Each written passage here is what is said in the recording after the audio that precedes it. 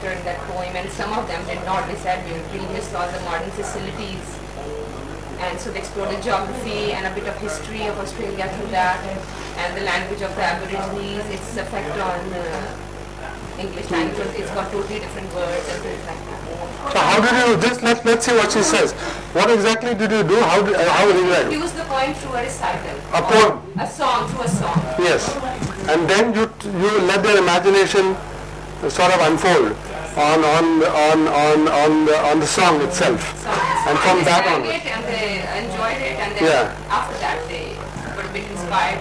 Yeah, to know a little bit more about that particular thing. And did they end up with something in the end? Did they end up? Ended up with ideas about if they lived a life like that, what kind of advantages would there be?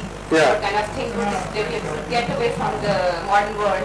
The tensions and the fears and the worries about social positions and things like that. And materialism.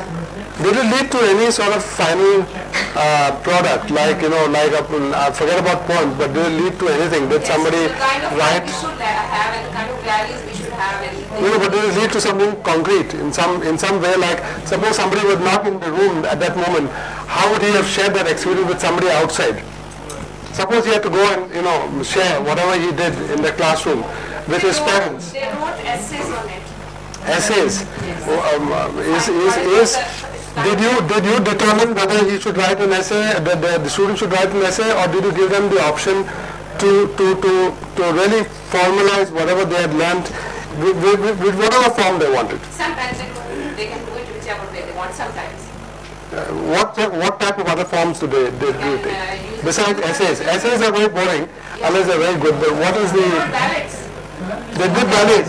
Very good. That's very good. Some of them wrote ballads. Yeah. And some of them wrote essays. Essays. But nothing else. No drawings. Nobody did a dance.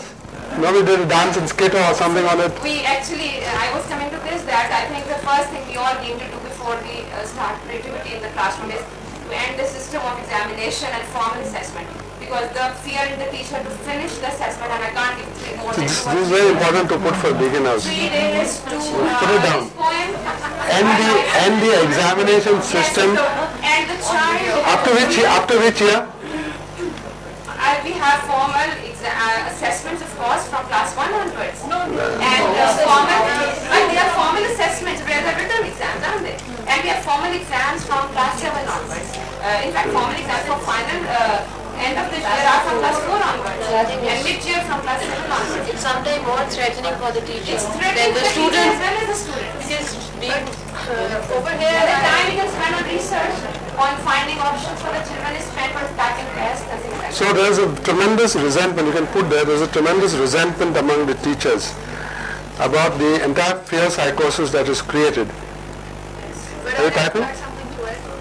Might have learned something, but we not also, like he might have learned something, he might have learned something, but according to the test sheet, he cannot prove it. So it cannot be.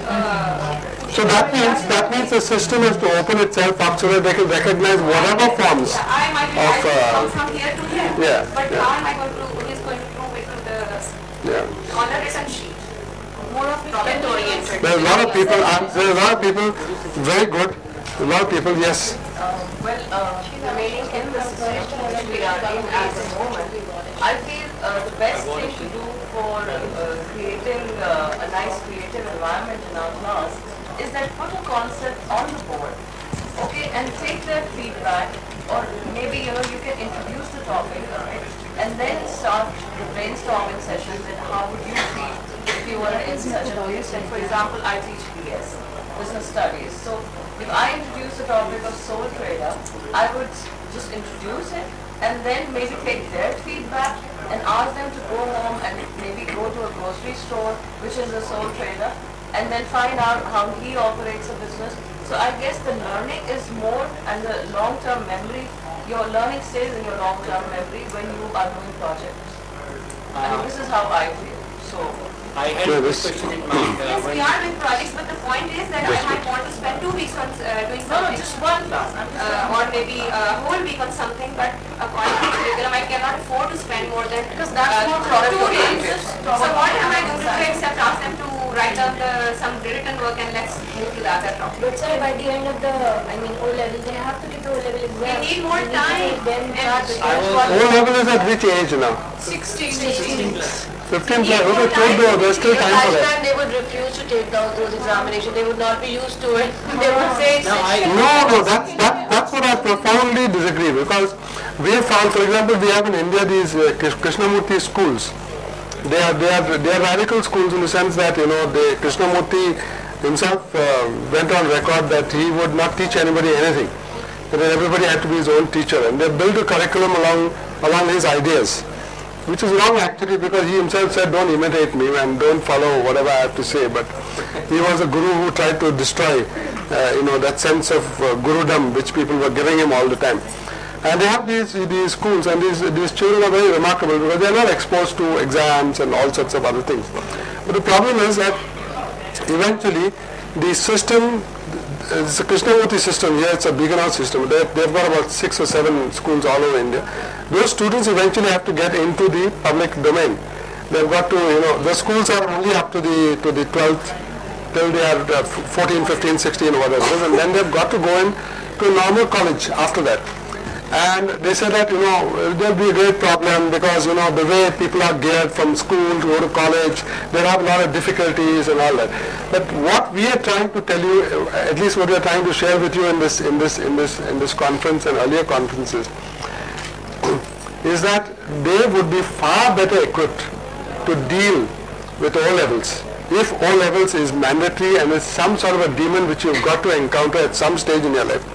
I'm not saying I have nothing against O-levels. You can forget about my remarks. If you have got to go to O-levels, you go. If you got to get married, you get married. It's that sort of a situation. At that particular stage, person who has, from the time that he was young, had the capacity to do things on his own or things on her own, will be able to master any type of examination in the shortest possible time. Because, as I said, these examinations are prepared for the lowest common denominators. Because they can't pitch them too high because 95% of the students would fail. So they have got to bring them down. And the type of people that you bring out from this other type of learning that we are talking about really makes them very, very strong learners, very strong in their ability to deal with unpredictable situations, in their ability to even master complex pieces of information, because they are not studying them by rote. They are studying them through understanding. These are two different things altogether. And therefore you should be able to get at the end of it students who are able to go through any public system. And that's what happens in India. They go through these public systems fairly easily. Because you see, when you are getting into entrance into a college or something, your grades are not really that important unless the college has a cut-off limit. But once you are in the college, then really nobody really bothers about it. And ultimately when you get out of college, people really don't bother whether you have got a BA degree or you have got an MSc, or they bother about when you walk into a room, how you conduct yourself. Are you able to speak with confidence? Are you able to do several different types of tasks competently instead of just being able to do one task? And I can guarantee you, you go to any employer, the fellow will be having no degree whatsoever, and there is a guy with a degree up to PhD.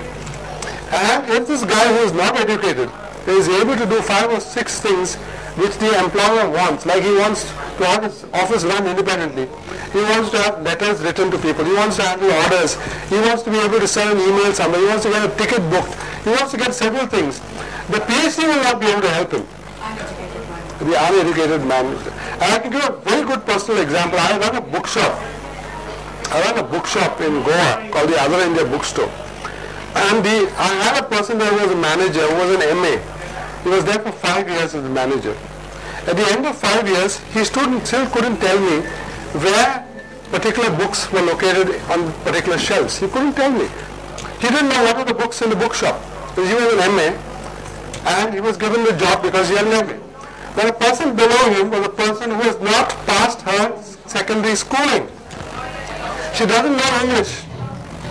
Doesn't know English at all. Yet if I wanted a book, I had to go and ask her, Anita, could you give me this particular title, Danger School, where is it? And she would go remarkably immediately to the place where the book was and bring it and give it to me.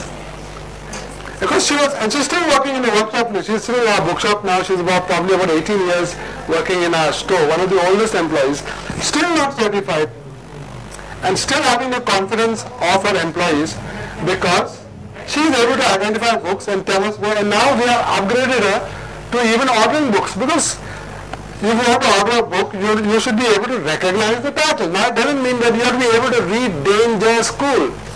No, you should be able to see that the book is red and it's got these characters on top, and these characters may or may not be anything, but you should be able to recognize those characters.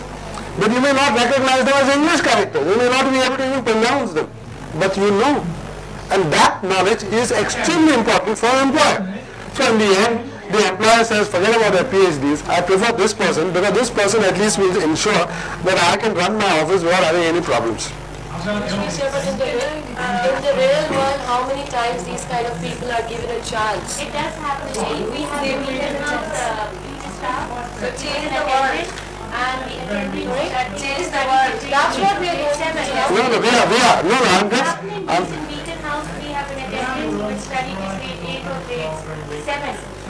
And he is in Beaconhouse, again confident, he can communicate in English, Urdu, he knows what's happening. He has understood the academics and the whole system, and now he's promoted as assistant secretary. And there were people who applied and they were unable to come up to the required level. They were graduates, they were masters. उनको नहीं choose किया गया, but that person was promoted. I think what her objection is that this doesn't happen. How many? Yes. In reality, You have to change the scenario. that's the issue that we are facing about our schools. We are saying how many schools are there in Pakistan which reflect the things that we want to, and we said there's only one TNHS which is trying to do something along these lines. So in the same way, how many employers? Employers are very practical people. I was just, the last time I came to the conference, it was addressed, 2005, it was addressed by the Prime Minister of Pakistan. This time it was a different Prime Minister. And he came for our conference, and I remember this very clearly in Karachi, and he said, I've just come from a meeting of bankers of Karachi. They had a recruitment program, and he said they couldn't employ anybody. They couldn't employ anybody, so he fired us. He said, you people are educated. What type of education are you giving to people that our bankers can't find anybody who is employable enough to work in a bank? Because they have created history teachers, they have created geography teachers, they have created all sorts of people with all these 8 lists of subjects that were given 200 years ago by some American